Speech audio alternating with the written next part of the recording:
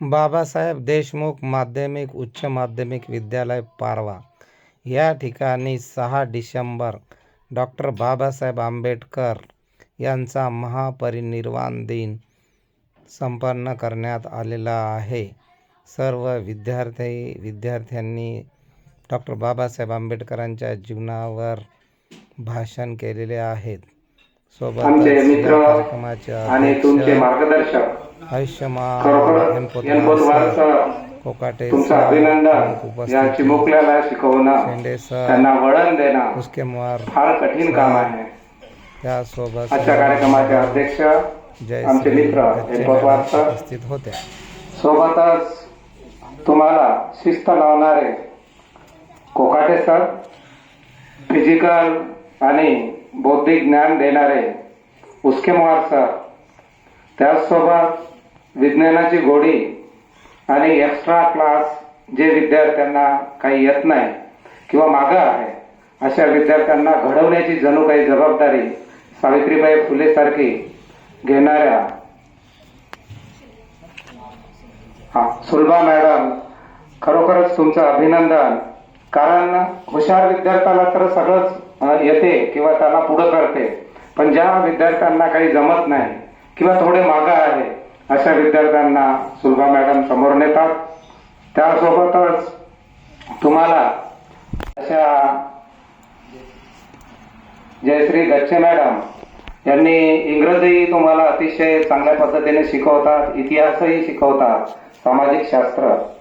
आणि आमचे मुलं, आमचे दैवत हे विद्यार्थी असतात. तुमच्या भरोशावरच आम्ही आज इथे चांगल्या अवस्थेमध्ये जीवन जगत आहोत. आज 6 डिसेंबर डॉक्टर बाबासाहेब आंबेडकर यांचा महापरिनिर्वाण दिन.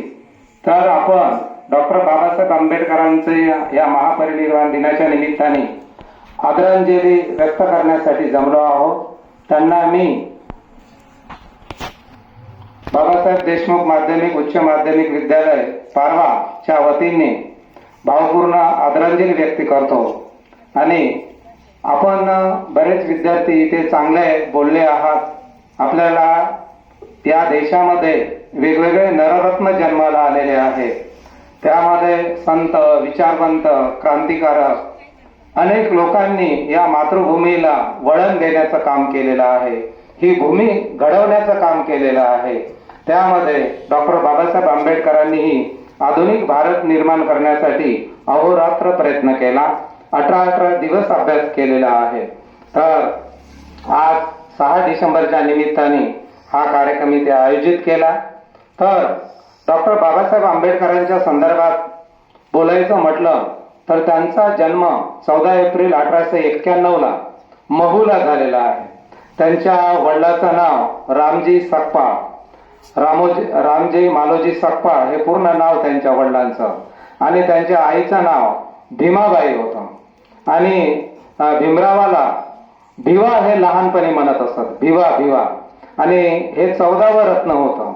तर डॉक्टर बाबासाहेब आंबेडकरांचा जेव्हा जन्म झाला त्यावेळेस इंग्रज अधिकारी इथे येणार होते. आणि रामजी सुभेदार हे फौजेमध्ये होते, त्यावेळेस सैन्यात होते. मग इंग्रज अधिकारी यायचं म्हटलं तर त्यांना सलामी द्यावं लागत होतं. त्यामध्ये इंग्रज अधिकारी भारतात आले आणि महू या ठिकाणी त्यांची छावणी होती. 25-30 सैनिक राहायचे. आणि महू या ठिकाणी डॉक्टर आंबेडकर, भीमराव आंबेडकर म्हणजे वडील राहायचे, सैन्यामध्ये होते, सुभेदार. मग इंग्रज अधिकारी आले आणि 21 तोफ्याची सलामी इंग्रज अधिकाऱ्याला त्या इंग्रज सैन्याने दिले. त्याच वेळेस आणि त्याच दिवशी 14 एप्रिल 1891 तिकडे सलामी झाली आणि इकडे डॉक्टर बाबासाहेब आंबेडकरांचा जन्म झाला. ही एक योगायोगाची गोष्ट होती. आणि वामनदादा कर्डक म्हणतात, टिकली लाखाची ती दौलत त्या महूच्या मातीत. म्हणजे या देशाला स्वातंत्र्य, समता, बंधुता, न्याय, गरिबांचं दुःख दूर होण्यासाठी जे भारतीय संविधान लिहिलं त्यांचा हा जन्माचा दिवस. आणि आपण आताच विद्यार्थी दिन साजरा केलेला आहे. ते साताऱ्यामध्ये सैनिकी स्कूलमध्ये जेव्हा गेले तर ज्या दिवशी ते शाळेत प्रवेश घेतला पहिल्या वर्गात, तो दिवस आपण विद्यार्थी दिवस म्हणून साजरा केलेला आहे. ज्या पद्धतीने मुलांनो सूर्य आपल्याला प्रकाश देते. सूर्य काय देते आपल्याला? प्रकाश. किती तास देतात मुलांना प्रकाश सूर्य? 12 तास. आणि प्रकाश देणे म्हणजे काय? प्रकाश देणे म्हणजे अंधारातून प्रकाशाकडे, उजेडाकडे नेणे म्हणजे प्रकाश देणे. आणि या सूर्यकिरणाला काय होते माहित आहे का तुम्हाला? जे वनस्पती आहे त्याच्यामध्ये हरित द्रव्य किंवा पीक येणं किंवा हिरवं निर्माण करणं हे सूर्याची किमया असते. सूर्याची ही ताकद असते. म्हणजे सूर्य आपल्याला अन्न देते, सूर्य आपल्याला जगण्याचा मार्ग देते, सूर्य हे अंधारातून प्रकाशाकडे नेते. मग डॉक्टर बाबासाहेब आंबेडकर महासूर्य होते. महासूर्य म्हणजे काय? ज्या सूर्याने गरीब, दीन, दलित, दुःखी आणि सर्वांना संविधान दिलं अशा या सूर्यांनी 24 तास आपल्याला प्रकाश दिलेला आहे. 24 तास त्यांच्या जीवनामध्ये लहानपणापासून संघर्ष आणि संघर्ष, त्याग आणि त्याग, घरी अभ्यास लहानपणी आणि दिव्यावर अभ्यास करून वर्गातल्या विद्यार्थ्याला जे प्रश्नाचे उत्तर येत नव्हते त्या प्रश्नाचे उत्तर डॉक्टर भीमराव आंबेडकर द्यायचे लहानपणापासून. तर अशा पद्धतीनं एक तल्लख, हुशार, बुद्धिमान आणि परिश्रम, कठोर परिश्रम करणारे भीमराव आंबेडकर होते. मग 10वा वर्ग भीमराव आंबेडकर पास झाले आणि केळुस्कर गुरुजी हे त्यांचे आदर्श गुरुजी होते. केळुस्कर गुरुजीनं ठरवलं का डॉक्टर भीमरावाचा सत्कार करायचा. 10वा वर्ग पास झाला. मग त्यांना सत्कारासाठी बोलवलं आणि त्यांना एक पुस्तक दिलं बुद्धाचं चरित्र म्हणून भिवाला. आणि पुस्तक दिल्यानंतर 11वी 12वी जेव्हा भीमराव शिकायला गेले तेव्हा त्यांचं आडनाव हे सकपाळ होतं. आडनाव काय होतं? भीमरावाचं सकपाळ. पण त्यांना शिकवणारे एक लाडके शिक्षक आंबेडकर नावाचे होते. काय होतं? आंबेडकर.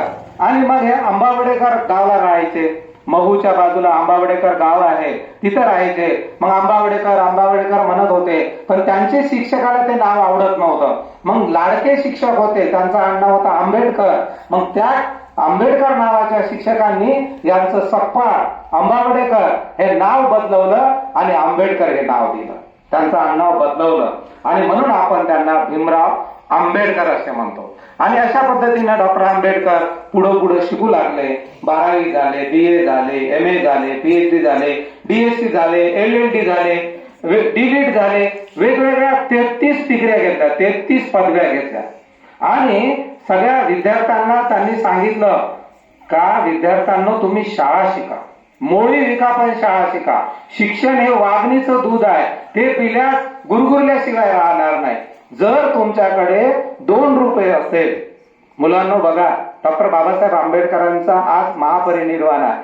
ते काय म्हणतात? तुमच्याकडे 2 रुपये असेल तर 1 रुपयाचं पुस्तक घ्या आणि 1 रुपयाची भाकर घ्या, म्हणजे अन्नधान्य घ्या, ज्वारी घ्या, गहू घ्या. आणि पुस्तक 1 रुपयाचं घेतल्यानंतर तुम्हाला बुद्धिमान करेल, तुमचं मस्तक सुधरवेल. आणि 1 रुपयाची भाकर घेतल्यानंतर तुमच्या शरीराला आवश्यक ती गरज आहे अन्न, ती पूर्ण करेल. बाबासाहेबांचा संदेश आहे. आणि अशा या बाबासाहेबांनी विद्यार्थ्याला सांगितलेलं आहे का शिक्षणासोबत सदाचार महत्वाचा आहे, आपलं चरित्र महत्वाचं आहे. ज्या विद्यार्थ्याकडे चरित्र नाही, सदाचार नाही, मैत्री नाही, प्रेम नाही, जिव्हाळा नाही, आपुलकी नाही, तर ते फालतू शिक्षण देण्यात काही महत्व नाही. म्हणून शिक्षणासोबत संस्काराची गरज आहे म्हणतात डॉक्टर आंबेडकर. संस्कारी विद्यार्थी निर्माण झाले पाहिजे. हे शाळा जे आहे हे केवळ विटा मातीची भिंतीची शाळा नाही आहे. इथून संस्कारी विद्यार्थी जन्माला आले पाहिजे. हा विद्यार्थ्याचा कारखाना नाही आहे, विद्यार्थ्याच्या व्यक्तिमत्वाचा विकास करणारं केंद्र, ज्ञानाचं केंद्र हे शाळा बनली पाहिजे, असं डॉक्टर बाबासाहेब आंबेडकरांचं मत होतं. म्हणून भारतीय संविधानामध्ये 14व्या कलमामध्ये त्यांनी प्रतिबिंबित करून ठेवलं का 14 वर्षाच्या खालील मुला मुलींना मोफत शिक्षण. आता तुम्हाला पुस्तकं, कपडे, त्याच्यानंतर तुमचं सकाळचं पोषक आहार हे संविधानात तरतूद आहे. तुम्हाला जेवणाची पोषक आहार द्या विद्यार्थ्यांना, पुस्तकं फ्री मध्ये द्या आणि तुमचा पास सुद्धा फ्री मध्ये आहे. हे आंबेडकरांनी संविधानात प्रतिबिंबित करून ठेवलं मुलांना. म्हणून तुम्हाला पास आहे, सायकल आहे, त्याच्यानंतर सकाळी पोषक आहार मिळतो. हे संविधानाची देण आहे. मग आता आपण मुख्य मुद्द्याकडे येऊ. आतापर्यंत आपण स्वर्ग किंवा स्वर्गवासी, मोक्ष हे शब्द ऐकले आहे, पण यांच्या मृत्यूला महापरिनिर्वाण का म्हणतात हे महत्वाची गोष्ट आहे. आज डॉक्टर बाबासाहेब आंबेडकरांचा महापरिनिर्वाण आहे आपण म्हणतो. मग महापरिनिर्वाणाचा अर्थ काय आहे? महापरिनिर्वाण हे जे शब्द आहे हे पाली शब्द आहे आणि पालीमधून संस्कृत मध्ये आलेला शब्द आहे. महापरिनिर्वाण याचा अर्थ असा, महा म्हणजे मोठा, नि म्हणजे त्यांचा आणि निर्वाण म्हणजे कोणतीही इच्छा, कोणतेही द्वेष, कोणत्याही तृष्णा त्यांच्या अंगी नसणे त्याला महापरिनिर्वाण म्हणतात. महा म्हणजे मोठी, नि म्हणजे नाही, वाण म्हणजे इच्छा, म्हणजे त्यांच्यामध्ये जे काम, क्रोध, मोह, मत्सर, द्वेष हे सगळे गुण, अवगुण हे नष्ट झालेले आहे त्यांच्यातून. आणि अवगुण नष्ट झाल्यावर मृत्यू झाला. आपल्यामध्ये अवगुण असते, इच्छा असतात, पैशाची इच्छा असते, जमिनीची इच्छा असते किंवा घर बांधायची इच्छा असते.